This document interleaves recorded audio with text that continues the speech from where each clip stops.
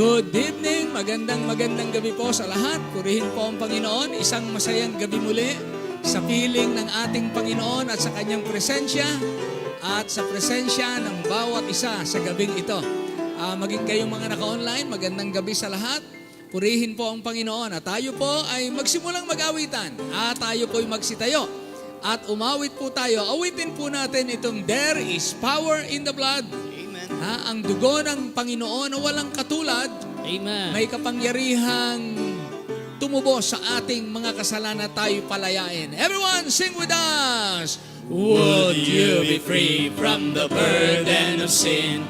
There's power in the blood, power in the blood. Would you or evil a victory win? There's wonderful power in the blood. All together! There is power, power, wonder-working power in the blood Of the Lamb. Yes, amen. There is power, power, wonder-working power in the precious blood of the Lamb. Would you be free from your passion and pride? There's power in the blood, power in the blood. Come for the cleansing to Calvary's side. There's wonderful power in the blood. There is power, power, wonder-working power in the blood of the Lamb. There is power, power, wonder-working power in the precious blood of the Lamb. Would you be whiter, much whiter than snow? There's power in the blood, power in the blood. Sin stains are lost in its life-giving flow. There's wonderful power in the blood. There is power, power, wonder-working power in the blood of the Lamb. There is power, power, wonder-working power in the precious blood of the Lamb. Would you do service for Jesus, your King? There's power in the blood. Let's serve Him. Power in the blood. There you live, pray, His praises to sing. There's wonderful power in the blood. There is power, wonder-working power in the blood. Amen. Of the Lamb. There is power, wonder-working power in the precious blood of the Lamb. Amen. Nawala ng power si Satanas dahil sa power ng blood ni Christ. Amen. Amen, ha? Satan loses power over us because Christ's powerful blood redeemed us. Amen. Amen. Redeemed. Wow. Amen. How I love to proclaim it. Redeemed, how I love to proclaim it. Redeemed by the blood of the Lamb. Redeemed through His infinite mercy. His child and forever I am. Redeemed, yes, redeemed, amen. Redeemed by the blood of the Lamb. Come on. Redeemed, redeemed. His child and forever I am. Redeemed and so happy in Jesus. No language my rapture can tell. I know that the light of His presence with me that continually Everyone on the chorus. Redeemed, yes, redeemed. Redeemed by the blood of the Lamb. Amen. Redeemed by the blood. Amen. His child and forever I am. I think of my blessed Redeemer. I think of Him all the day long. I sing for I cannot be silent. His love is the theme of my song. All together. Redeemed, yes, redeemed. Redeemed by the blood of the Lamb. Redeemed, redeemed. His child and forever I am. Amen. Naniniwala ba kayo ng kaligtasan ay hindi nawawala? Say amen? Amen. Kaya we are God's child forever. And oh, how I love Jesus. Amen. Awitin natin ito na merong buong pagkilala na siya'y talagang kaibig-ibig sa ating puso. Everyone, sing with us! There is a name I love to hear. I love to sing its word. It sounds like music in my ear. The sweetest name on earth. Amen. Oh, how I love Jesus. Oh, how I love Jesus. Oh, how I love Jesus. Because He first loved me. It tells me of my Savior's love, who died to set me free. It tells me of His precious blood, the sinner's perfect For sinners like you and me. Oh, how I love Jesus. Oh, how I love Jesus. Oh, how I love Jesus. Because He first loved me.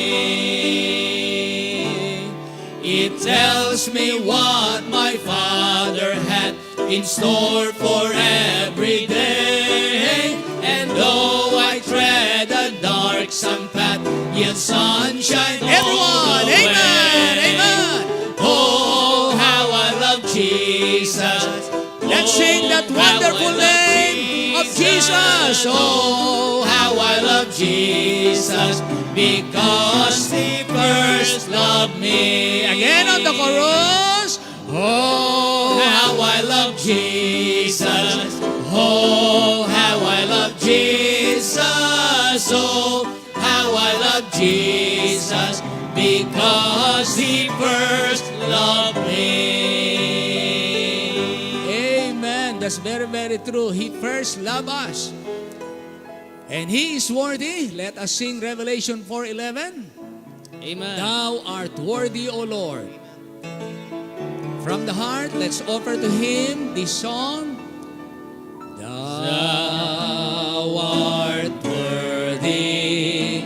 Thou art worthy. Thou art worthy, O Lord, to receive glory, glory and honor. Amen. Glory and honor and power.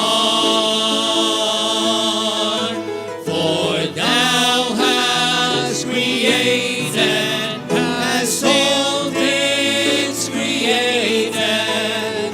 Thou hast created all things, and for Thy pleasure they are created. For Thou art worthy, O Lord. One more time. Thou art worthy. Thou art worthy. Amen. Lord, we offer to You our all. Thou art worthy.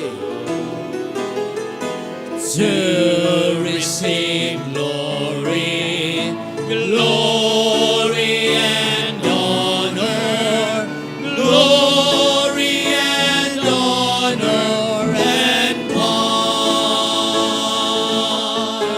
For Thou hast created, hast all things created. Thou hast created all things, and for Thy pleasure they are created. For Thou art worthy, O Lord. And all the people all say amen. Amen. Pag sinabi natin amen, we agree, so be it. And that's the name of Jesus, that's for sure. And salamat sa Panginoon at tayo po ay merong tamang sinasamba. Dati nung una, ang dami nating iba't ibang sinasamba, no?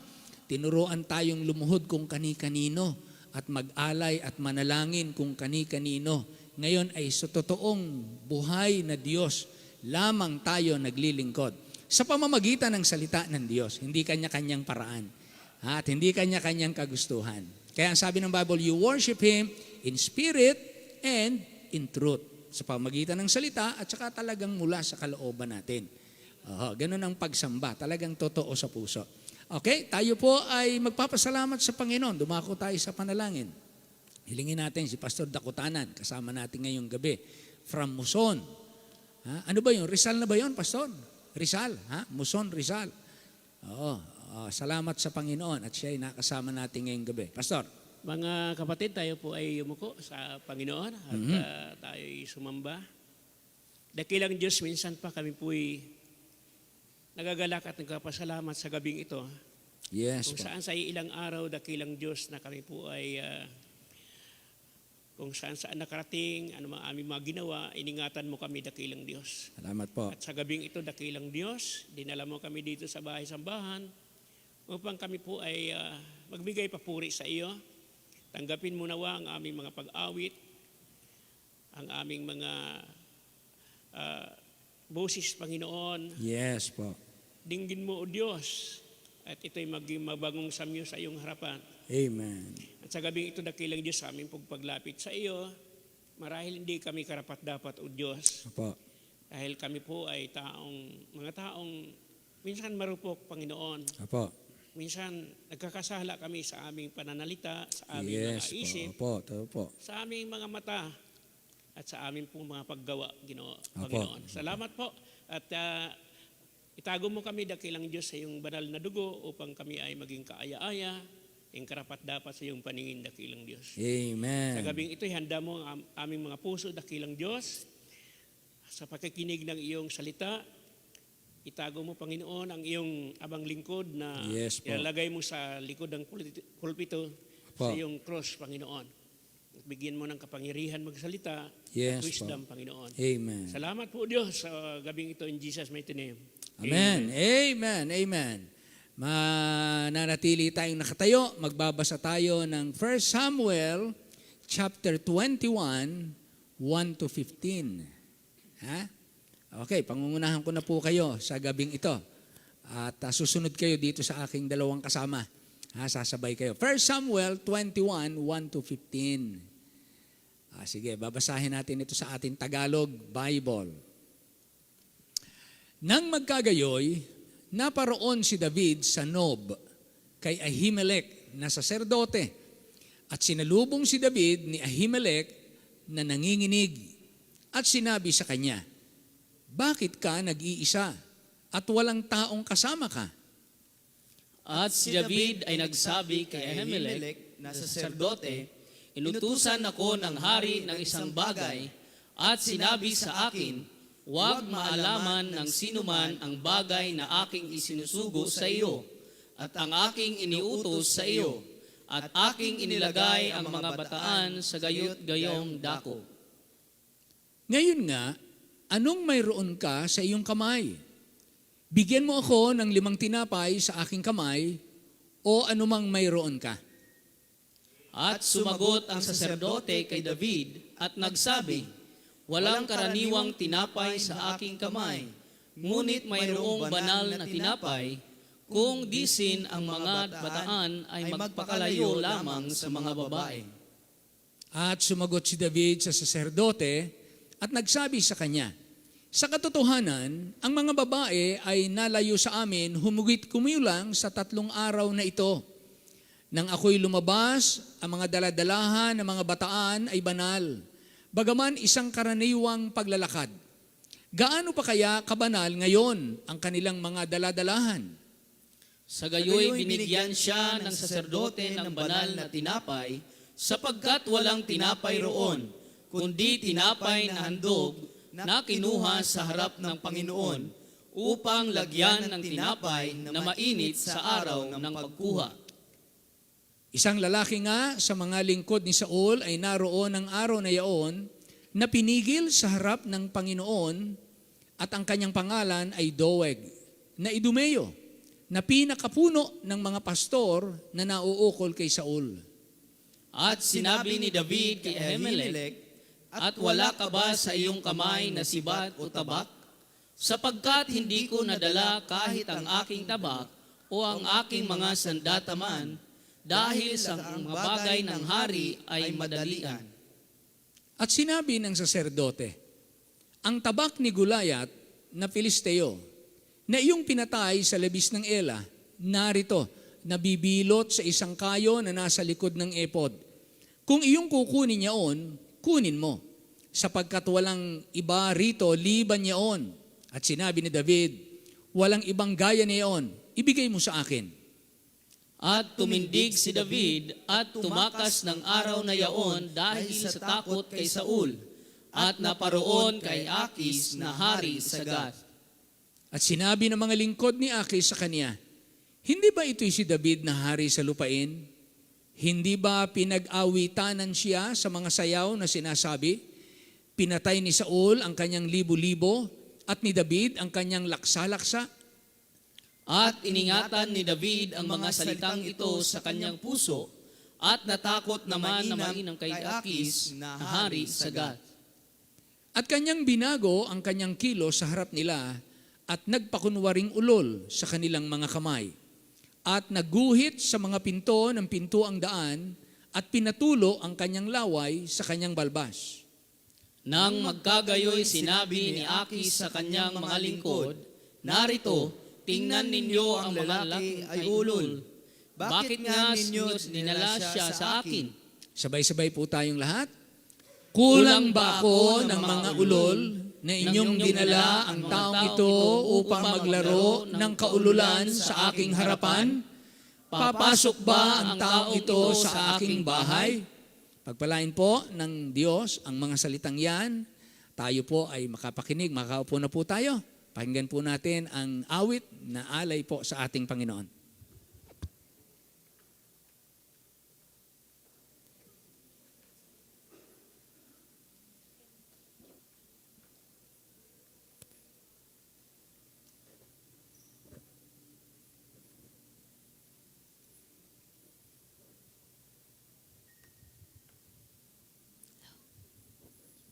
Check.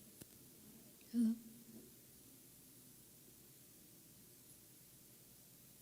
Check.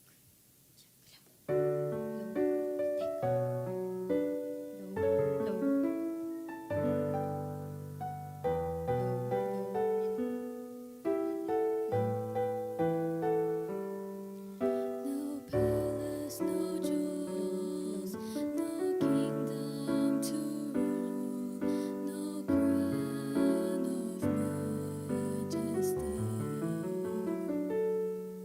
no throne and no robe, no silver, no gold, no cords of royalty. Let the King of Kings left heaven to become a lowly man. He left all heaven's glory to fulfill his Father's plan. He still came just for me.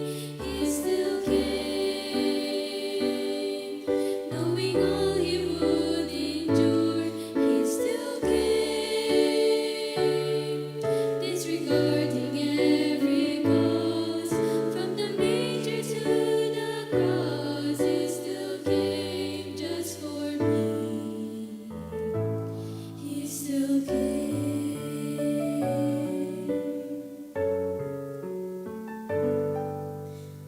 No family, no friends to help at the end. No out, no substitute.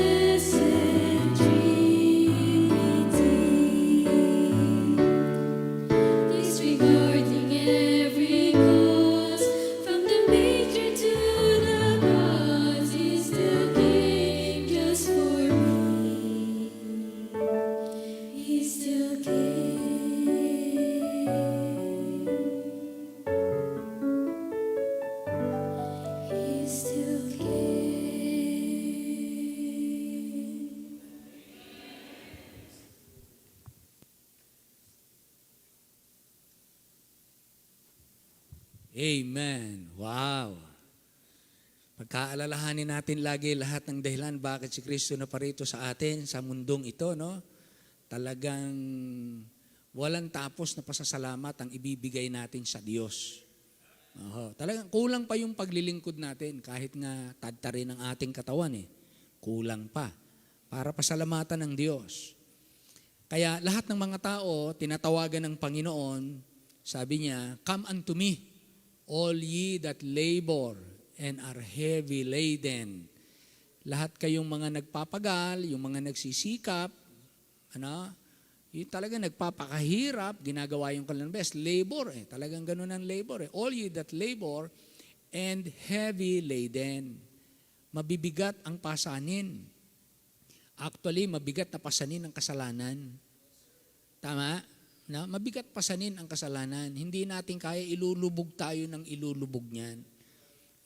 Ang kasalanan, pagkapasan-pasan natin, ilulubog ka ng ilulubog niyan. Hindi yan kayang takasan. Ang kasalanan ay unti-unti tayong sisirain. Kaya habang yun ay parang nakadagan sa atin na napakabigat, ay napakahirap ng buhay. Kaya yung nakita nyo mga magugulong buhay na awayang-awayan, sigawang-sigawan, layasan ng layasan, andyan yung sundo, hiwalay sundo.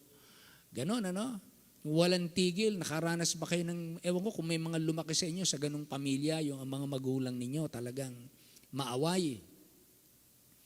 Yung bang parang ang pinakabakasyon na nila ng away pag natutulog. Pag nagising mamaya, magtatalo na naman. Tapos mag-aaway na naman. Parang na yon, parang natural ng eksena nyo sa bahay. Tapos kayo naglalakihan, maaway din tayo. Pag nag-away-away yung magkakapatid, parang yung mga kinamulatan nating mga away ng ating mga magulang. Kaya sabi ng Panginoon, "Come unto me, all ye that labor and are heavy laden, and I will give you rest." Yung unang rest na yon, sa Matthew 11:28, rest of salvation. Yung mga taong pagod na rin sila sa pagsisikap na mapatawad sa kasalanan, yung nagsisikap sila para tanggapin sila sa langit. Sabi ng Panginoon, tama na yan, magpahinga na kayo. Sa akin kayo magtiwala, hindi nyo natatrabahuhin ang kaligtasan ninyo. Amen? Kaya nang tanggapin natin si Kristo ang tagapagligtas, hindi na natin sinisika, pinipilit na magpakamatuwid para tanggapin sa langit. Hindi na po yun ang ating pakay. Kaya na tayo lumalakad sa katuwiran dahil yun na ang buhay na masaya ang ating puso. Kaya ang pangalawa niyang inilagay, learn of me. Take my yoke upon you and learn of me, and ye shall find. Yung isa, I will give. Because you can find it anywhere. Only Christ can give that rest of redemption. Rest of salvation. I will give. Pero yung pangalawa, you shall find. Di ba? Bakit? Take my yoke upon you. It's a choice. Now you have to take your responsibility.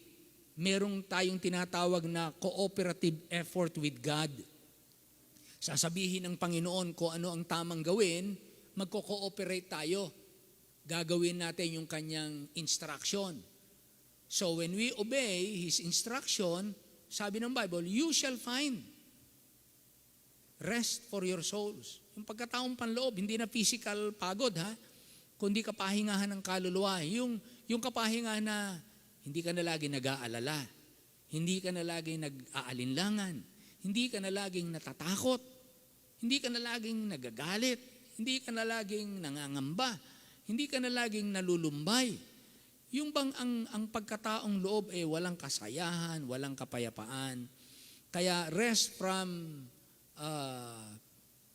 spiritual, mental, and emotional burdens. You shall find. Madidiscover nyo, masusumpungan ninyo. Yan ang masusumpungan nyo. Kaya napakasarap po ng ating buhay ay nasa Panginoon na. Wala po yung kapalit. Hindi na natin papayagan na agawin pa sa atin yung ganyang klase ng buhay. Dahil wala na pong hihigit. Kaya salamat sa Panginoon. Ang atin pong mangangaral ngayong gabi ay seaman, magdaragat. Kaya ito ay sanay sa mga malalaking alon. Sanay ito sa karagatan. Hindi ko lang alam kung ito'y ilang panganib na hinarap nito sa barko. O ang barko ang naging mapanganib dahil ikaw ang naroon. Salamat. At ito, ilang taong ka ba nang narito pa? Ilang taong ka na nagsimula dito? 12 nung mabaptize ka. Nung mabaptize ka. Anong lumipat kayo dito? 12 years old ka. Saan ba kayo dati? Ayon nasa Cavite kasi nagsuko ang tatay nito, nagpastor sa Cavite. Pastor Vergara, Mer. So ilang taon din sila doon. So 12 years old nang sila bumalik dito sa Christ. At 12 years old, ngayon siya ay nasa ilang edad na? 28. 28 na. Kaya binata na. Dumating dito yung bata, ngayon ay binatang-binata na. Kaya salamat. At nang sabihan ko na siya ay mag-preach, aba hindi naman tumanggi. Talagang, malapit na itong sumakay sa barko, kaya tamang-tama. First time niya magpipreach sa ating kalagitnaan. So mga kapatid, nakagalak po ako na makakita ng mga panibagong kabataang they can preach the word. And they are willing to take the responsibility. Kung ano yung kalooban ng Diyos sa kanilang buhay, ay handa nilang sundin ang kalooban ng Diyos na ito. Okay? So welcome po natin ang ating kapatid. Tayo po tumayong lahat. Mga kapatid, narito po si Brother, nakalimutan ko, si Dwight. Brother Dwight. Ang bihira. Muntik na. Brother Dwight Vergara. Brother Dwight.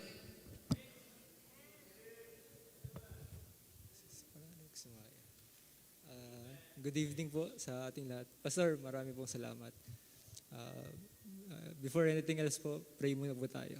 Let's pray po. Aming Diyos, Diyos na dakila sa lahat, pinupuri ka namin at kasasalamatan sa gabing ito na iyong pinagkaloob. Salamat po, Panginoon, sa gabing ito, Panginoon, na hinatid niyo po kami ng payapat at ligtas. Salamat rin po, Panginoon, sa pagkakataon na ako po yung gagamitin para ibahagi po inyong salita. Kayo po mangusap sa amin, Panginoon, sa gabing ito. Patawad po sa aming mga kalikuan, nakikita niyo po sa aming buhay. Ito po ang aming salamat dalangin sa pangalan ni Jesus. Amen. Thank you po, makakaupo na po kayo. Ganito po pala feeling. So, first of all po, nagpapasalamat po ako sa Panginoon dahil alam niyo po na hindi ako karapat-dapat mag-preach, pero binigyan niyo po ako ng privilege po na mag-preach ngayong gabi. At ganoon rin po sa ating pastor po. Salamat po, Pastor Conwy. Actually po, yung gabing po yan, siguro 2 weeks ago po. Yan, 2 weeks ago, that was Wednesday night din. Umuwi na po kami. Umalis na kami. Tapos kasama po yung kaibigan ko. Then, bumalik ulit kami. Pagbalik namin, sakto, nakita ko po si Pastor sa entrance. Yan. Siyempre po bilang tatay ko siya sa pananampalataya. Pinuntahan ko po siya tapos nagmano po ako tapos, Pastor, good evening po. Ayan. Tapos, hindi niya po agad ako pinaalis Sabi ko parang something na. Yan na. Tapos yun nga po, sabi ni Pastor, Dwight, kailan ka alis? Then sabi ko po, Pastor, baka po ganitong month. And then, sabi niya, sige, mag-preach ka ha. Sabi ko, apo, sige po. Pero sa loob-loob ko po parang alam niyo po yung wala pa kaming history ng heart attack. Parang ako pa lang first time yata magkakaroon parang na-mini heart attack ako Pero biro lang po. Ayan po. Pero Pastor, salamat po sa tiwala.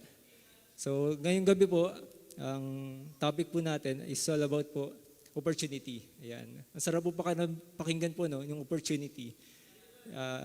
Ganito po Kung bibigyan po ba tayo ng opportunity ng Panginoon, okay, are we going to let it pass or are we going to grab it or take action? So, unang-una po, ito. Sinulat ko na po para talagang sakto sa time Ayan. So, God gives us opportunities to guide us and to lead us. Ayan po. So, we are continued to be confronted with all kinds of opportunities And yet, ayan po, and yet, we miss most of it. Bakit po natin nami-miss yung ibang opportunities? Kasi hindi tayo nakatingin, hindi tayo nag-expect. Parang example po natin, sasakay tayo ng jeep. Okay, kunyari nandyan tayo sa Caltex, sa harapan, hihintay ng pasukat. Okay, so bilang commuter, hihintayin mo yung signage na papunta sa sukat. Kasi mahirap yung mahirap po yung jeep na papunta ron Kadalasan puro alabang So mangyayari, bilang commuter, aabangan mo. Okay, aabangan mo, titignan mo kung nasa na ba kung darating na ba. Wala pong jeep na kusang titigil sa harapan mo. Okay, maghihintay ka lang sa waiting area, tapos kusang titigil sa harapan mo. Tapos sasabihin, mukha itong taga-sukat O, sakay na. Wala pong ganun. Lahat tayo dapat pong nakatingin, saka nag-expect. Ganun rin po gusto ng Panginoon Gusto niya, pag binigyan niya tayo ng opportunity, lahat tayo nag-aabang, nag-expect kung ano yung bibigay ng Panginoon. So of all the people who ought to be sensitive to opportunity, okay po, dapat po, tayo po yung nangunguna, tayo pong mga Kristiyano. So why? Because we have the Holy Spirit living inside of us. Okay po. So that Holy Spirit po gives us the direction and opens our spiritual eyes to see things that other people do not see. Ayan. Yun po yung trabaho po ng Holy Spirit Bubuksan niya yung natin Bubuksan niya yung spiritual eyes, yung heart natin, yung mind natin sa opportunities. Saka bibigyan niya tayo ng direction kung saan ba dapat tayo pupunta. So, eto po, if you never trusted Christ as Savior, okay, you have missed the most important opportunity that you will ever have. Ayan. Iyon po yung hindi magagawa ng mga hindi mananampalataya compared sa atin ng mga nakakakilala sa Kanya. So, basahin po natin sa Ephesians. Let's open our Bibles po in Ephesians chapter 5, verses 15 to 17. Okay, Ephesians.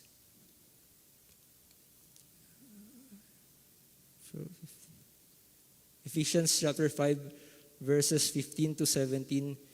Verse 15 po, see then that ye walk circumspectly, not as fools but as wise, redeeming the time, because the days are evil. Wherefore be ye not unwise, but understanding what the will of the Lord is. So, ito po ang passage na po to, it's about Christian life po and how to live a godly life.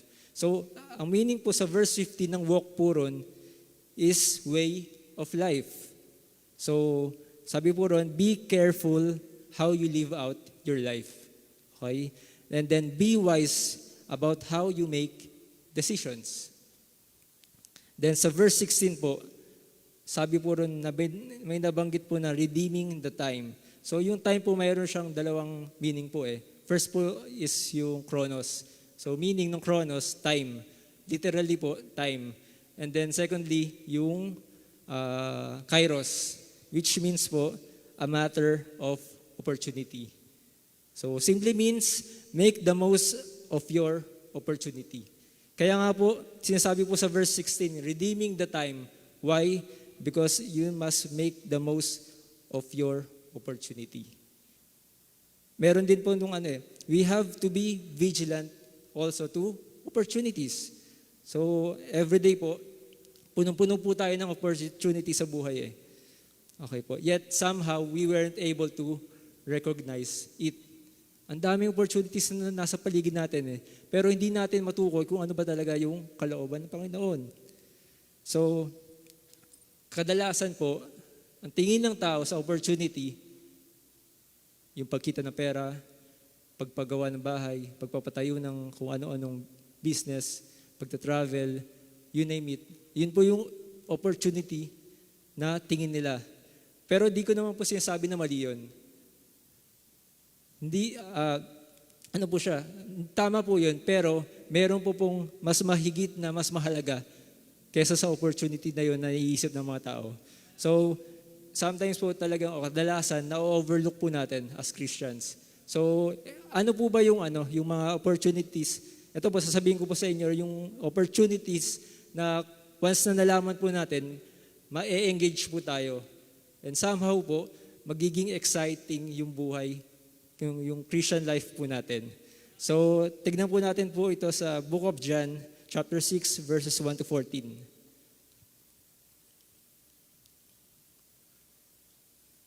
John chapter 6, verses 1 to 14.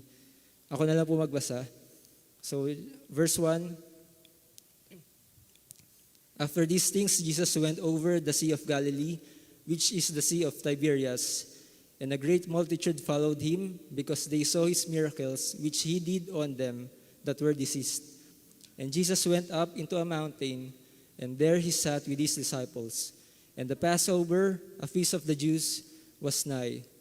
When Jesus then lifted up his eyes, and saw a great company come unto him, he said unto Philip, When shall we buy bread, that this may eat? And this he said to prove him, for he himself knew what he would do. Verse 7, Philip answered him, 200 penny worth of bread is not sufficient for them, that every one of them may take a little. Verse 8, one of his disciples, Andrew, Simon's Peter brother, said unto him, There is a lad here, which hath 5 barley loaves and 2 small fishes. But what are they among so many? And Jesus said, Make the men sit down. Now there was much grass in the place. So the men sat down, in number about 5,000. Ito po, 5,000 po yung men pa lang yung umupo Wala pa yung babae, mga babae. And Jesus took the loaves, and when he had given thanks, he distributed to the disciples, and the disciples to them that were set down, and likewise of the fishes as much as they would. When they were filled, he said unto his disciples, Gather up the fragments that remain, that nothing be lost. Therefore they gathered them together, and filled 12 baskets with the fragments of the 5 barley loaves, which remained over and above unto them that had eaten. Then those men, when they had seen this miracle that Jesus did, said, This is of a truth, that prophet that should come into the world. So, summarize ko na lang po. Si Jesus po, yung time na yon, maraming sumunod sa Kanya. Alam naman po natin yung kwento Marami pong sumunod sa Kanya kasi nakita po ng mga tao na gumagawa siya ng miracle. Okay, nagpe-perform siya ng miracle, kaya maraming sumusunod sa Kanya. So, alam din ng Panginoon yung need, yung time na yon. Kasi sa sobrang daming tao, yung iba ron, o halos lahat na doon, gutom. So, anong nangyari po, ginawa niya, nagtanong siya kay Philip. Sabi niya kay Philip, Philip, paano ko ba saan ba tayo makakabili ng tinapay para mapakain yung lahat ng mga taong ito? Alam ng Diyos yung sagot Tinetest niya lang po si Philip. Okay. Then si Philip, sinabi ni Philip, Lord, insufficient po yung yung 200 penny worth of bread. Insufficient po yun. Hindi kaya yun pakainin lahat. Then sumagot naman po si Andrew, Simon's Peter brother. Sabi, Lord, meron isa ditong lalaki. Yung batang lalaki, may dala-dalang 5 tinapay, 2 isda. E di sabi ni Lord, sige, patawag mo yung bata. Sabihin mo, pumunta sa akin. Pumunta na si Andrew kay sa batang yon. Sige, punta ka. Sige. Bata, tinatawagan ni master namin. Sige. And then, maybe Jesus then, that little lad po they had a short conversation. Then maybe sinabi po ni Christ, bata, pwede ko bang makahingi yung tinapay mo saka yung 2 isda?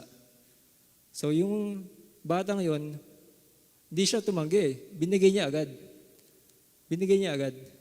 Then that time, si Jesus nag-pray, binless niya, binrake niya, then dinistribute na ng disciples niya, and then lahat nakakain. So tanong po, ano yung kinalaman nun sa opportunity? Ano yung kinalaman niya sa opportunity?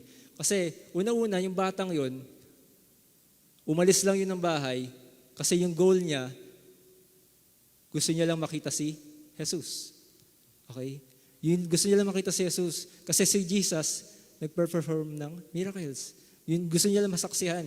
So, bilang nanay, alam ng nanay na, eto, baka yung anak ko magutom Magugutom to. dalan ko nga ng pagkain to. Padalan ko nga. So yung bata, nagdala ng tinapay, saka ng isda. Not knowingly na yung araw na pala yun po yung greatest opportunity na mangyayari sa buong buhay niya. So ano po ba yung nangyayari? Since na sinis niya yung opportunity, na ibigay niya yung bagay na ginamit ni Jesus. Nasaksihan niya yung milagro right before his very own eyes. And then nasaksihan niya rin po yung napakain lahat ng mga tao dahil sa dala-dala niyang tinapay at isda. So alam niyo po yung opportunity na yon, simple lang kung tutuusin. Binigay niya lang yung pagkain niya, tapos na. Pero ano po nangyari? 2,000 years later, yung ginawa ng batang yon, hindi niya pinagkaitong opportunity na bigay sa Panginoon. Yung ginawa ng batang yon, 2,000 years later, pinag-uusapan natin siya ngayon. Diba? Imagine kung tayo yung batang yon, 2,000 years later, pag-uusapan ka ngayon. And dahil sa simpleng opportunity na ginawa mo para sa Panginoon, pinag-uusapan ka ngayon. So, bakit po nangyari yun? Because he took advantage of the opportunity. So, pwede naman po niyang sabihin na, sige, Lord, para sa akin lang to Kulang pa nga siguro sa akin itong pagkain na pinabaon ng nanay ko Pero hindi niya po sinabi yun. Binigay niya. So, kung iniisip ko nga po, bakit bata yung ginamit ng Diyos? Pwede naman matanda. Diba? Kasi kunyari po kung ako po yung ako yung nasa time na yon, at ako yung tatanungin ni Jesus, Dwight, pwede mo bang mabigay yung 5 tinapay mo sa 2 isda sa akin? So bilang matanda, medyo medyo pilosopo na Lord, 5 tinapay, 2 isda, para sa lahat? Hindi makakakain lahat yun, Lord. Saka nga yung daladala ko po, baka sa akin lang yan Pero, pwede ko na sabihin, Lord, itong 5 tinapay, 2 isda, para sa lahat. Pwede kong gawin, sige to, brother John Mark, amoyin mo lang Amoyin mo lang. Okay na. Sige, isipin mong busog ka na paabutin natin hanggang dun sa dulo. Ito dito tayo sa medyo mataba-taba. Earl, amoyin mo lang din Okay na, sige. Paabutin natin sa dulo. Ito naman, kapatid, Aldrin. Wala siya. Aldrin, parang di kaya paamoy dito sige, sa'yo na itong isang tinapay, isang isda. Pataba ka Biro lang po. Ayan po. So, isa pa po, bakit po kayo bata ginamit ng Panginoon instead sa matatanda?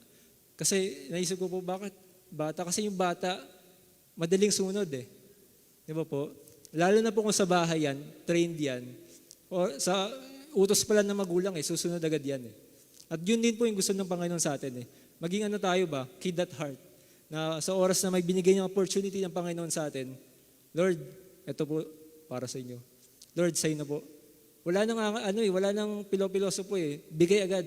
Kasi ganun yung training sa bata Isa pa po, when we become vigilant to opportunities, we begin to see opportunities around us that we have never seen or thought about before. So, ang kailangan lang po natin gawin, buksan natin yung mga mata natin, buksan natin yung puso natin, buksan natin yung isipan natin. Bakit? Because God is a God of opportunities. He wants us to be interested in life and excited at the same time. Hindi niya po gustong mangyari na tayo maging boring Christians. Na mga bored Christian tayo. Kasi bakit po? A bored Christian is a bad testimony. Whereas an exciting Christian is a powerful testimony. Another po, be vigilant to what God wants to do in your life and maybe what God wants to do in somebody else's life. Ayan, example po, bukas, pupunta po tayo lahat sa school, sa mga estudyante. Bukas, magtatrabaho tayo. Okay? So, yun na po yung opportunity na binibigay ng Panginoon para meron tayong magawa at meron tayong masabi sa iba. Okay? Kasi yun yung gusto ng Panginoon na merong naging blessing ka sa kanila. Sa work, example po sa work, we have 8 hours of work po or maybe sa iba, much more than 8 hours po, di ba? And then sa school, sa mga bata, hindi ko po alam kung ilang hours sila pero i-generalize na lang natin, 8 hours na rin. So within that time, period of time, 8 hours ka sa work, 8 hours ka sa school, gusto ba ng Diyos na nakatunga ka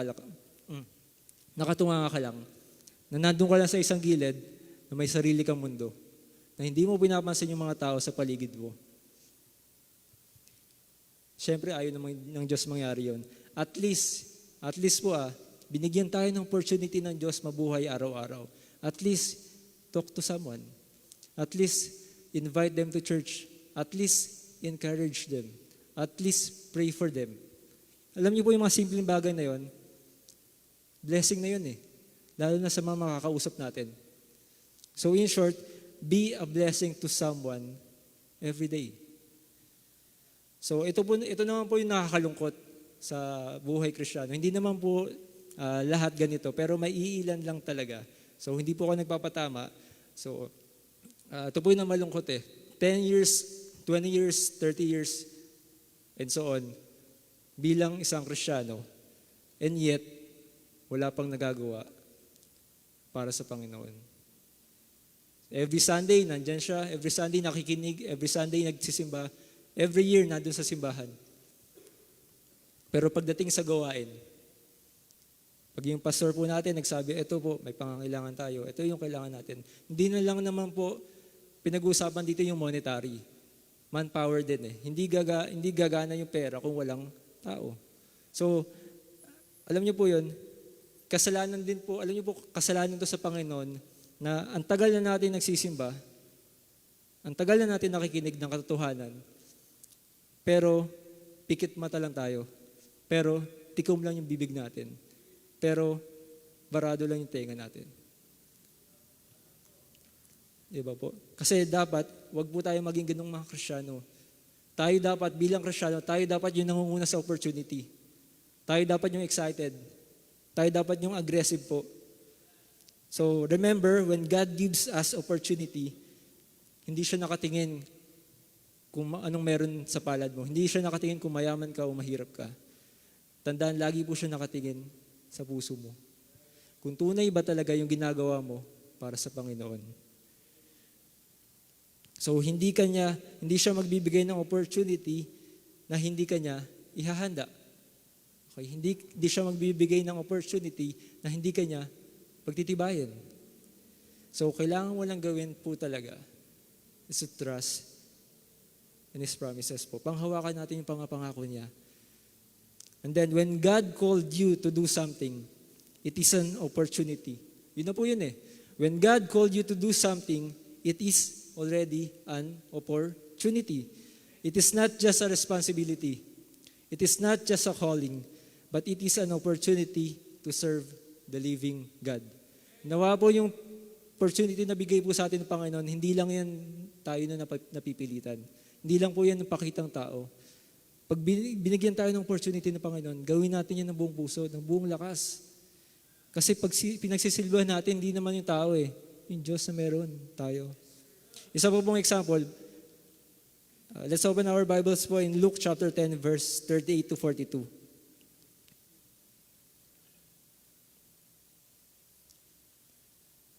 Luke chapter 10, verses 38 to 42. Verse 38, now it came to pass as they went that he entered into a certain village, and a certain woman named Martha received him into her house, and she had a sister called Mary, which also sat at Jesus' feet and heard his word. Verse 40, but Martha was cumbered about much serving, and came to him and said, Lord, dost thou not care that my sister hath left me to serve alone? Bid her therefore that she help me. And Jesus answered and said unto her, Martha, Martha, thou art careful and troubled about many things, but one thing is needful. And Mary hath chosen that good part, which shall not be taken away from Him. So yung summary po nun, yun si Jesus and His disciples po na dumating sa bahay nila Martha and Mary. Then as soon as Jesus sat down sa bahay nila Martha, okay po, si Mary, dali-daling tumakbo. Tumakbo papunta sa paanan ni Kristo at nakinig. Ano po ginawa niya? She begins to listen. Iniwan niya, alam naman po natin yung story iniwan niya yung ginagawa niya kapalit ng pakikinig kay Kristo. So ano po yung response na response ni Martha? So kung babasahin po natin dito, sa passage, nireprimand niya si Jesus Nireprimand niya. Sabi niya, Lord, bakit nandiyan si Mary? Di ba dapat instead na nakikinig siya sa'yo, nandito siya sa akin, tumutulong, magluto, mag-prepare. Di ba? Kaya nga po, ano sabi ni Jesus Christ sa kanya yung sa verse, sa verse 41 and 42. Ito pong sabi, Martha, Martha, thou art careful and troubled about many things, but one thing is needful, and Mary hath chosen that good part, which shall not be taken away from Him. So imagine natin, si Christ, pupunta sa bahay natin. Okay. Ano yung magiging response natin? So para katulad din tayo nila Mary sa kanila Martha, bago dumating si Kristo, i-make sure natin na malinis na yung bahay, prepared na yung pagkain. Lahat dapat maganda. Kaso nga lang po, ito nangyari, si Mary, iniwan niya yung gawain niya. Si Martha, trabaho lang. Kasi si Mary, nakita niya yung opportunity, yung kahalagahan ng pagdating ni Kristo. So, Mary immediately saw the opportunity. Ito yung opportunity na ginawa ni Mary po. To be close to Jesus. To listen, to learn, and to get to know Him better.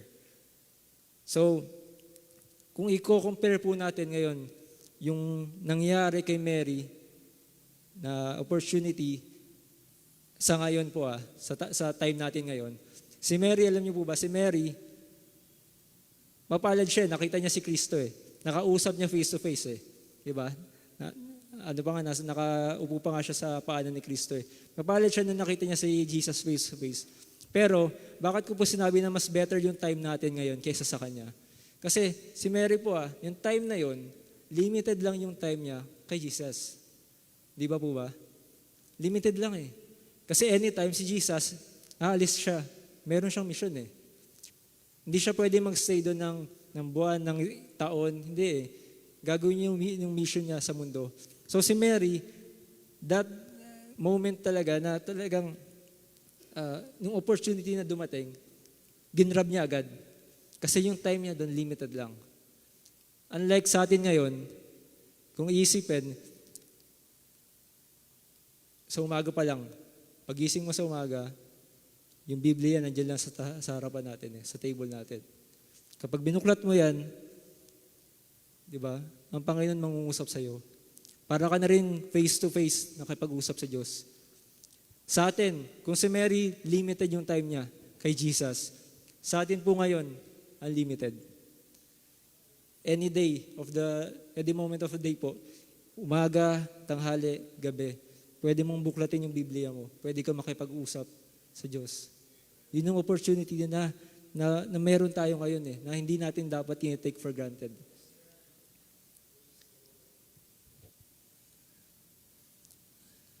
Next po. So yun na po. Ang tanong po roon, are we taking advantage of that opportunity? Okay. Do we start our day with His Word? Do we start our day sitting at the feet of Jesus? Then, ito po yung one of the greatest sins nating mga Kristiyano. We are too busy to seize the opportunity to spend time talking with the Son of God. We are too busy. We spend time po maybe with our families, with our friends, with our co-workers, etc. Mas marami yung time natin sa kanila kesa sa time natin sa anak ng Diyos. Aware po ba tayo dito? Mas pinipili natin yung sarili natin, mas nagpapakabisi tayo sa ibang mga bagay, sa una pa lang, sa paggising mo pa lang sa umaga, blessing na yun eh, buhay ka pa eh. Why not spend it to the Lord? Reading His Word, talking to Him. So are we taking advantage the opportunity to talk to God every day? So ask ourselves po. Isa pa po, in Luke chapter 5 verses 18 to 20. Luke chapter 5 verses 18 to 20.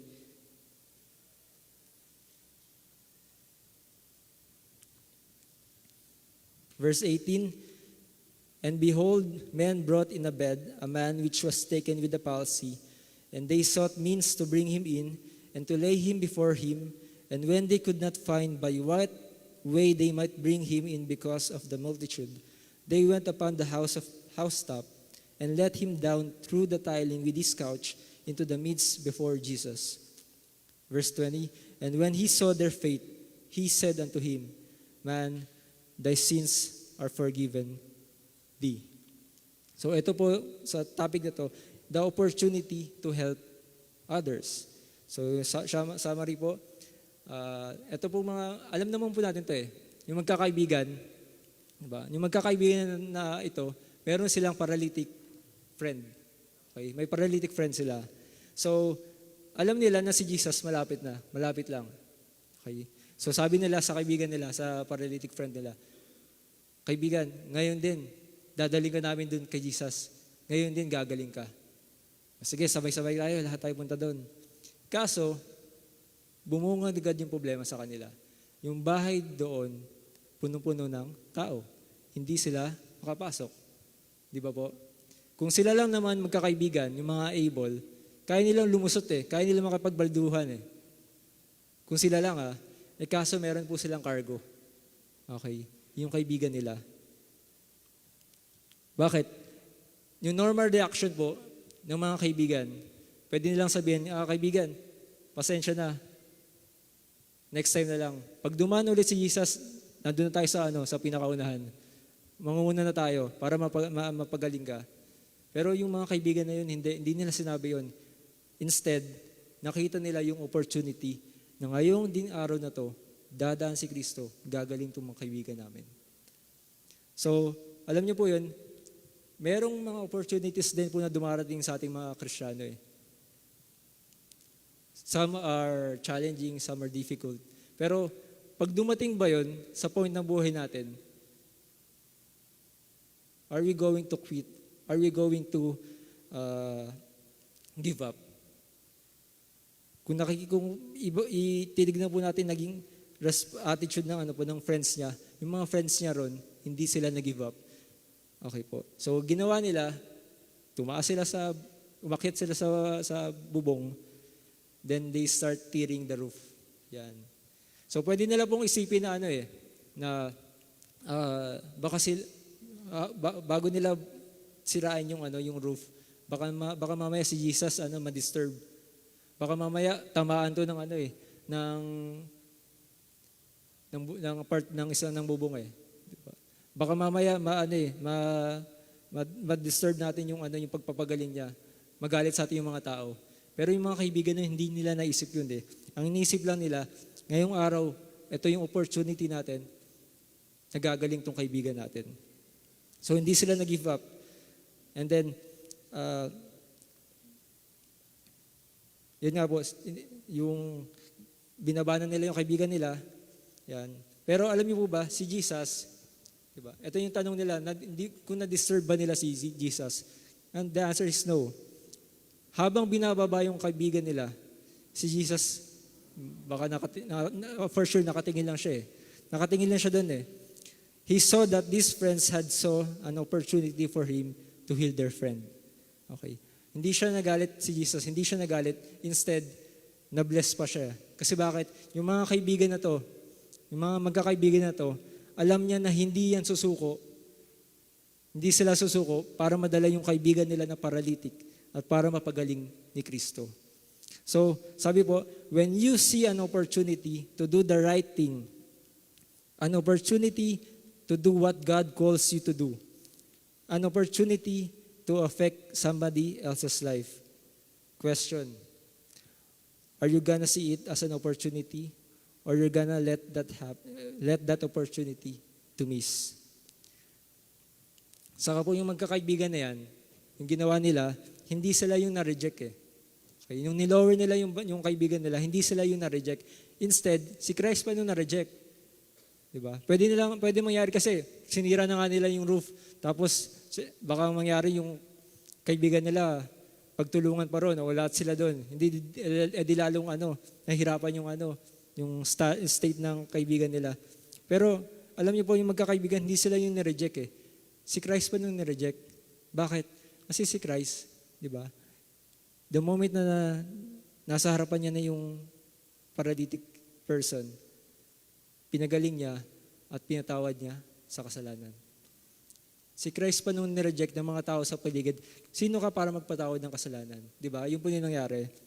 So, ito po kung meron po ba tayong kaibigan, katulad po ng ginawa ng mga magkakaibigan, kung meron po ba tayong kaibigan na pwede nating dalhin sa Panginoon, okay? Regardless kung kung pwede mo siyang dalhin, kung tunay mo siyang mahal, tunay mo siyang pinagmamalasikitan, regardless kung mapagod ka, regardless kung gumastos ka, regardless kung kaaway mo pa yan, kung meron tayong kaibigan na pwede nating dalhin sa Panginoon, na tulad ng ginawa ng mga magkakaibigan na yun, ano po yung gagawin natin? So, we can see po na si Jesus po yung best example sa nangyari. So, si Jesus po, pinagpalit niya, alam naman po natin, pinagpalit niya yung lahat para lang masumpungan tayo, para lang madala tayo sa langit. So, it cost Him everything po eh. So, tanong doon, sinong kaibigan yung ibibigay yung lahat para sa kanyang kaibigan? Kaya niyo po bang gawin yun? Ibibigay mo lahat para sa iyong kaibigan? Wala. Hindi natin kaya yun eh. Kahit siguro sa pamilya natin eh. At least magtitira ka sa sarili mo eh. Pero si Jesus, siya lang yung nakagawa nun eh. Siya lang yung nagbigay ng lahat-lahat para sa atin. So, bilang role model natin si Christ, okay, gawin po natin yung makakaya natin upang magdala ng kaluluwa sa kanyang paanan. Tandaan po natin yung magkakaibigan na yon. Isa lang po yung dinala nila. Isa lang yung pinasan nila. Pero si Christ, pinasan niya tayong lahat. Kung iisipin niyo po, yung magkakaibigan na yun, hirap na hirap silang ibinababa yung kaibigan nila. Yun lang yung pinasan nila. How much more pa si Jesus Christ na lahat tayo pinasan niya.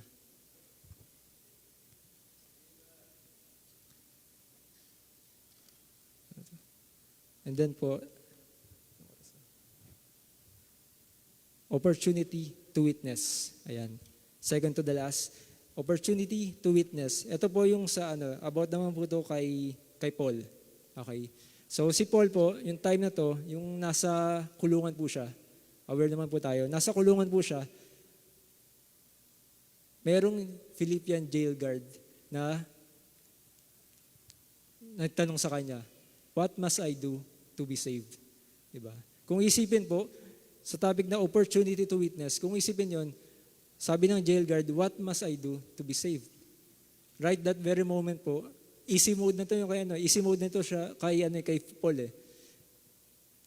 Mas-share niya na agad eh. Kasi mismo yung taong na yon naghahanap kung paano maging tama sa paningin ng Diyos. Kaya nga titanong niya, paano ba maliligtas? Doon, ginawa ni Paul, minitasan niya. Okay?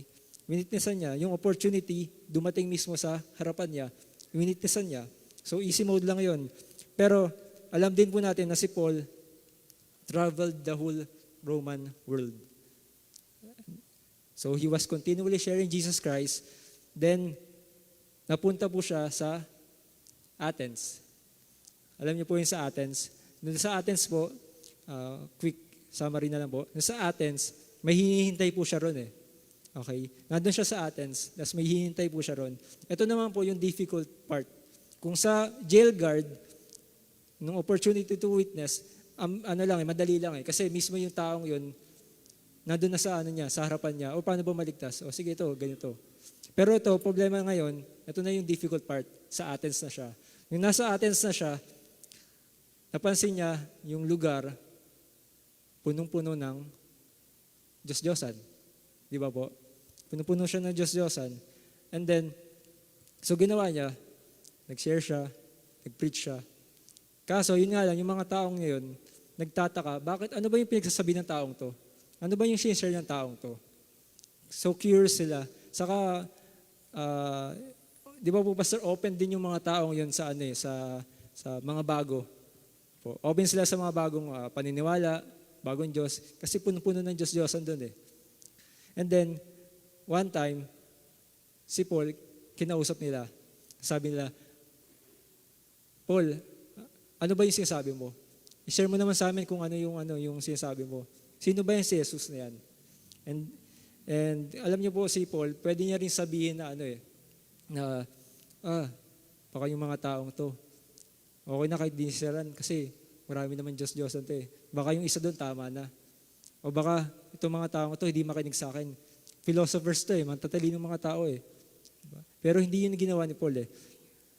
Right that very moment din po, siniran niya ng gospel yung mga tao. Although may part po doon na yun ang sinare niya yung about sa resurrection. Diba? Yung sa resurrection, yung mga tao nag-back out eh. Sige, saka na lang. Babalikan ka na lang namin. Pero may iilan doon, may iba doon, sa last verse ng Acts chapter 17, may iilan po ron na sumampalataya. So in short, hindi po talo si Paul eh. Yung opportunity po ng Panginoon na binigay sa kanya, ginrab ni Paul. So, ito po naalala ko po eh. Isa pa po. Everybody you meet who needs Jesus is not going to be pleasant. Okay? So, parang kay Paul, hindi lahat sumang-ayon. Okay? Hindi lahat tumanggap. Hindi lahat nag-agree sa kanya. Hindi lahat nakinig. But we are not responsible for that. Okay po. We are not responsible. Our responsibility is to tell the gospel, to share the gospel. And their responsibility, they are responsible for their response. Ayan. Ang mahalaga po, na-share mo. Okay? Nabahagi mo sa kaibigan mo. Kung bibigyan tayo ng opportunity ng Panginoon, araw-araw kasama mo yung kaibigan mo, araw-araw kasama mo katrabaho mo, araw-araw kasama mo yung pamilya mo, bibigyan ka niya ng opportunity. Hey, kausapin mo sila. Sharean mo sila. And then, yun po yung mahalaga eh. Hindi nakatingin yung Panginoon sa galing mo magsalita. Kasi yung iba, parang ang taas ng standard eh. Kailangan magaling ako sa mga Bible verses para ma-sharean sila. Hindi. Yung Panginoon nakatingin niya sa sa puso natin eh. Diba po? Hindi naman, yung iba nga po eh, may kakilala po ako na the way siya mag-share ng gospel is through John 3:16. John 3:16 lang. Nanay po siya, John 3:16. Pero kahit yun lang po yung verse na alam niya na pag-share, marami siya naging bunga. Diba? Marami siya naging bunga. Naalala ko po si si Ciel. Yan, si Ciel. Last Saturday, nandun po kami sa may Aplaya Rizal. Kasama ko po si Brother Sinel. Yan. Si Brother Sinel, ako po, saka si Ciel. First time ko po ron sa area na yon. And then si Brother Sinel, nag-observe lang po ako eh. Brother Sinel, siya po yung nagturo sa mga bata. Okay. And then kami po ni Brother Ciel, lumabas kami, nag-invite pa kami. And then, yun na-invite na namin, nakapasok na sila sa loob lahat. Bigla na lang, sinabihan ako ni Brother Ciel, binigyan niya ako ng Bible eh. Hindi ko makalimutan yun eh. Binigyan niya ako ng Bible, tapos sabi ko, ano to? Busy na si Brother Sinel eh. Pagkabigay niya sa akin ng Bible, Kuya, share tayo sa labas. Mag-share tayo sa labas. Sabi ko, uy, ayos to ah. Ang matapang tong batang to ah. Ayos ah. Sige, share tayo. So sino mag-share? Ikaw kuya. Ay, ako pala. Ako pala. Ang galing to ah. Joke lang. Ako pala, sabi ko, sige, okay lang, okay lang kahit ako. Pero tinanong ko rin po siya. Sabi ko sa kanya, ikaw ba, Brother Shell, kaya mo ba mag-share? Sabi niya, opo kuya, kaya ko. O sige, ikaw muna. Ikaw muna. I-observe kita. Tapos pag may tanong, sagutin natin dalawa. Yan. And then, sabi ko, kaya mo ba yung matatanda? Sabi niya, sige kuya, doon muna ako sa mga bata. O sige, sa mga bata muna tayo. E di paglabas po namin, hindi pa ako nakatingin sa labas, sa malayo, nandun na siya agad eh. Nandun na siya agad sa mga nagtutumpukang bata. Sabi ko, aggressive ng batang to ah. Hindi pa nga kaming lumalayo, sinara niya agad. Sabi ko, nababless ako sa batang to. Pareha siya ng kuya niya, si Ian. Yan. Mana sa tatay eh. Diba? So alam niyo po yun, bata pa lang, ganun na ka-aggressive eh. Yung time ko po, siguro college pa ako nag-start na mag-share ng gospel. So imagine, siya, wala pa yata high school eh. Wala pa, di ba? Wala pa. Hindi pa siya high school. Elementary pa lang. Grade 7, grade 6 po. Yan. Ganun pa lang, ang galing na mag-share. Ang tapang nga niya, yung galing eh. Tuwan-tuwa po ako eh. Nakatingin lang ako sa kanya, galing. Hindi ko ito nagagawa yung bata ko eh. Yung kasingdaran niya ako eh. Nag-start na po ako ng college. And then, sabi ko, sana lahat ng members ganito. Sana lahat tayo ganito. Ganito ka-aggressive, ganito ka-active. Habang bata pa lang, ganito na sana yung training sa atin. Kaya po, wag natin hintayin na saka tayo nagugod-ugod, saka tayo nahihirapan ng gumalaw-galaw. Di ba? Hindi naman po sa lahat. Wag natin po sayangin yung opportunity na mag-witness sa iba. And then, remember po, kung wala po yung isang tao na nag-share sa atin about sa gospel, wala yung isang tao na nagmalasakit sa atin, wala po tayo ngayon dito. Wala tayo ngayon dito. Kaya po salamat po sa Diyos, meron pong mga taong katulad nila. So last po, last po, alam niyo po ba yung greatest opportunity na nangyari sa buhay natin? Okay po, ito yung greatest opportunity na nangyari sa buhay natin. Number 1, the opportunity to receive Christ. Yun po yung greatest opportunity na ginawa natin. We receive Christ, and then the opportunity to have the gift of eternal life. And then the opportunity to have Christ as Lord and Savior. So sa mga hindi pa po nakakakilala sa Panginoon, okay, the wisest you can do right now is to accept Jesus Christ as your personal Savior, repent of your sins, and surrender your life to Him. Minsan lang po tayo mabubuhay. At yung buhay na po ito, iisa lang. Huwag natin sayangin po sa mga hindi pa po nakakakilala kay Kristo. Huwag po natin sayangin yung opportunity na binibigay sa atin ng Diyos. Araw-araw binubuhay kanya. Hindi kanya binubuhay para sa wala. Opportunity na para makilala natin siya. Salamat po sa atin. Lahat tayo nakakilala na po sa Panginoon. So, yun lang naman po gusto ni Jesus for us to be transformed and to have a changed life. So, do not miss that opportunity. So, last po, God guides us through opportunities He creates. It is our responsibility to respond in obedience. So, ulitin ko po, God guides us through opportunities He creates. It is our responsibility to respond in obedience. So yun na po, opportunity to serve, opportunity to help others, opportunity to witness. So, to God be the glory po. Maraming salamat po.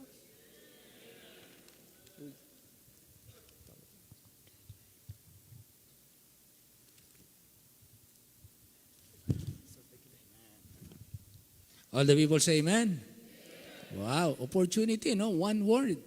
Talagang pinakamahalaga. Ewan ko kung ano nangyari dun sa, kung kayo ang tatanungin. Ngayon, ano kaya ang kalagayan ng tulisan sa krus? Yun, naroon sa taas. The last opportunity na ibinigay ng Diyos sa Kanya, yung bago sila mamatay. Marahil marami ng opportunity nung buhay pa sila eh. Daming opportunity na dumaan, nakapakinig na baliwala sa kanila. Kasi siguro isip nila hindi pa sila mamatay eh. Tsaka malakas pa sila, walang sakit. Maraming ganyan eh. May mga opportunities dumating sa buhay. Pinabayaan. No? Ito, dalawang tulisan na ito. Ayun, for the last time, last opportunity for them. Yung isa, hindi niya ginrab yung opportunity. Nag-alinlangan kay Kristo, hinamon pa si Kristo, bumaba ka, pakawalan mo kami, pati sarili mo. Yung isa, hindi. Nabuhay na siyang makasalanan, sabi niya, pagkakataon ko na to. Di nagtiwala siya sa Panginoon. Nadinig niya yung pinakamatamis na salitang nadinig niya sa buong buhay niya.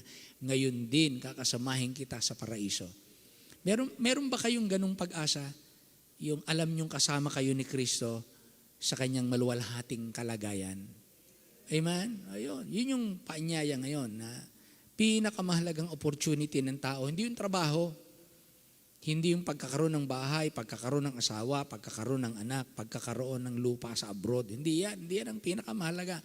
Mamamatay lahat ng tao. Actually, life is an opportunity. Maikli lang ang buhay. And that is an enough opportunity na ibinigay ng Diyos. I gave you how many years? For that one life, your opportunity to find me, to find God, and to be satisfied sa kanyang kalooban. Pero kapag pinabayaan niya ng tao, hindi na sisisihin ng Diyos, ang sisisihin na tayo. Pero salamat, tinanggap natin yung opportunity kay Jesus, na hindi lamang tanggapin siyang tagapagligtas, kundi yung mabuhay tayo sa Kanya. Salamat, tinanggap ni Brother Dwight yung opportunity, maging blessing. Blessing ba tayo siya ngayong gabi? Amen? Salamat, mapalad ang iyong mga magulang, hindi sayang ang pagtitiis nila sa iyo, Brother Dwight. Hindi sayang yung kanilang tiyaga at mga panalangin ng mag-asawa para sa iyo. Kaya salamat sa Panginoon. Amen. So kung tayo, lahat ba tayo, tiyak na sa langit pupunta? Amen. Okay. Kaya pagka meron pa, halimbawa, hindi kayo tiyak na kayo sa langit pupunta, huwag niyong iisipin na ang pagpunta sa langit sa pamamagitan ng mabuting gawa. Bakit? Kasi kahit gumawa tayo ng mabuti, hindi tayo magiging perpekto. Ang standard ng langit, perpekto. Ngayon, kung gagawa ka ng gagawa para maging perpekto, hindi mo makakaya. Aabutin ka na ng kamatayan, hindi ka pa nakaabot. Ano mangyayari? Pagka namatay kang hindi ka perpekto, di kapos ka sa langit, hindi ka tatanggapin doon. Kaya nga dumating dito si Jesus. Hindi mo na kinakailangang ikaw ang tumarbaho. Ako ang tatrabaho para sa iyo. Hindi mo yan kaya, perpekto eh. Pinanganak ka na sa kasalanan, may minanak kang likas na makasalanan, marami ka na nagawang kasalanan. Hindi mo na kaya yan. Pero kaya ako nagpunta rito, gagawin ko yung ikaliligtas mo. Sa akin ka tumiwala, sigurado ka, hindi ka mapapahamak. Pero kung magtiwala ka sa gagawin mo, mapapahamak ka. Sigurado. Amen? Kaya salamat sa Panginoon. Okay, tayo po ay magpapasalamat sa Panginoon. Tayo po umawit muna tayo.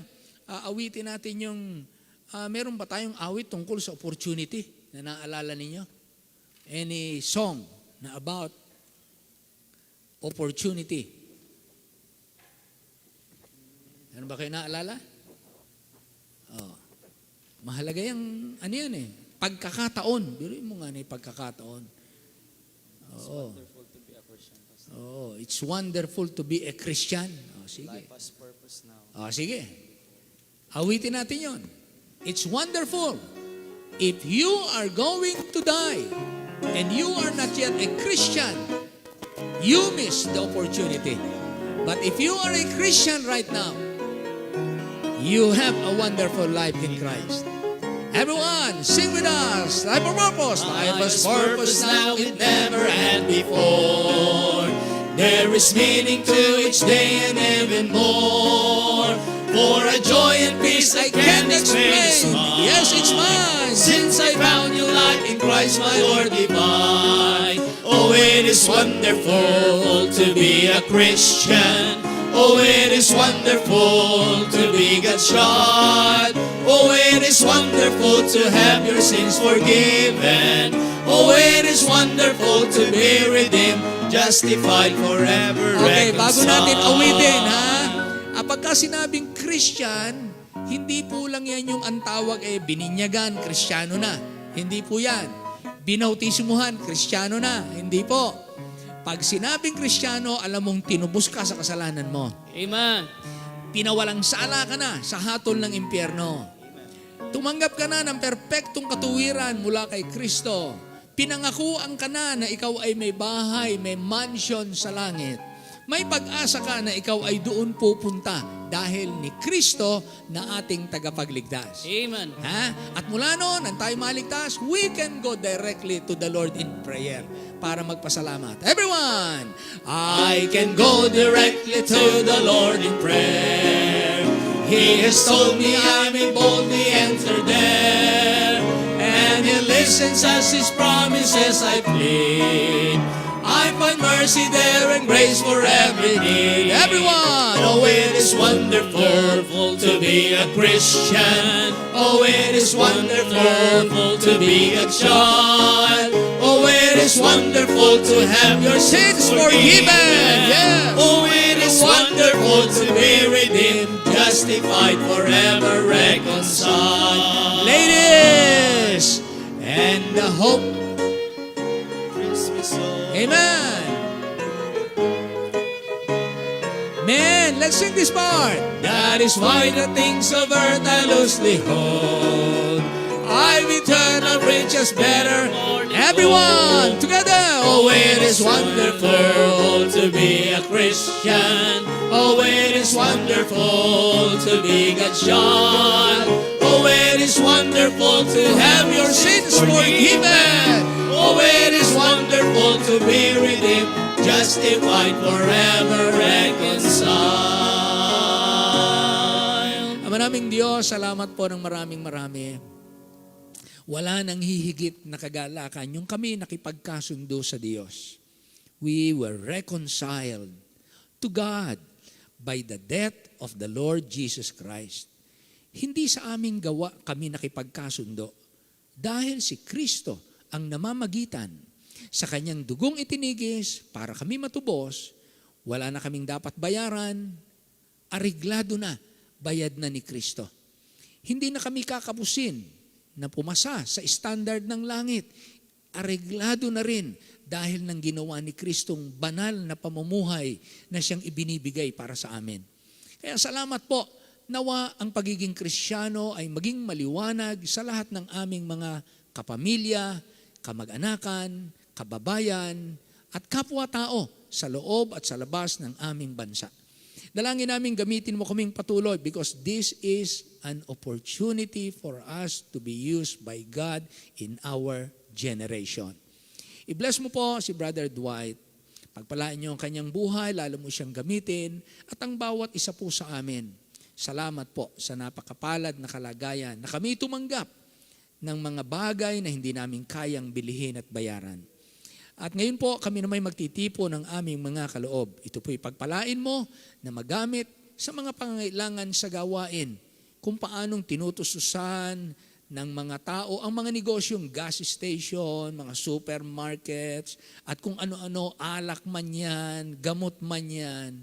Kaya umuunlad dahil tinatangkilik ng mga taong nangangailangan. Kami naman po'y nagkakaloob dahil kami nagpapasalamat at alam po naming kailangan po ito sa iyong gawain at kailangan ito ng mga misyonero para maipangaral ang ebanghelyo sa mga taong nangangailangan kay Kristo. Kaya kami po naman humihingi ng pagpapala sa inyo. Napagpalain niyo po kami dahil ibig naming magkaloob ng masagana, masaya, malaya at mapalad na pagkakaloob. I-bless you po ang bawat isa ngayong gabi at ang titipunin, kagaya po ng 2 isda at 5 tinapay, paramihin niyo po na makasapat sa maraming pangangailangan. Ito po ay aming hiling at dalangin na nagpapasalamat sa inyo sa pangalan lamang ng aming Panginoong Hesus. Amen. Amen. Amen. Makakaupo na po tayo.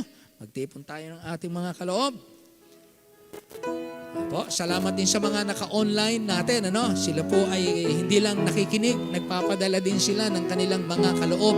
online. Ha? At minsan bank to bank, ganyan na GCash. At minsan hindi na po natin alam kung kanino nang gagaling yung ibang offering. Kaya salamat po. Ang Diyos na po ang nakakaalam. Ang Diyos na ang magpala sa inyo. Ha? Hindi naman kailangan ng Diyos ng pera eh. Kaya lamang kailangan natin ang pagsunod para lalo niya tayong pagpalain. Amen. Salamat sa Panginoon sa kanyang kabutihan sa atin. Amen.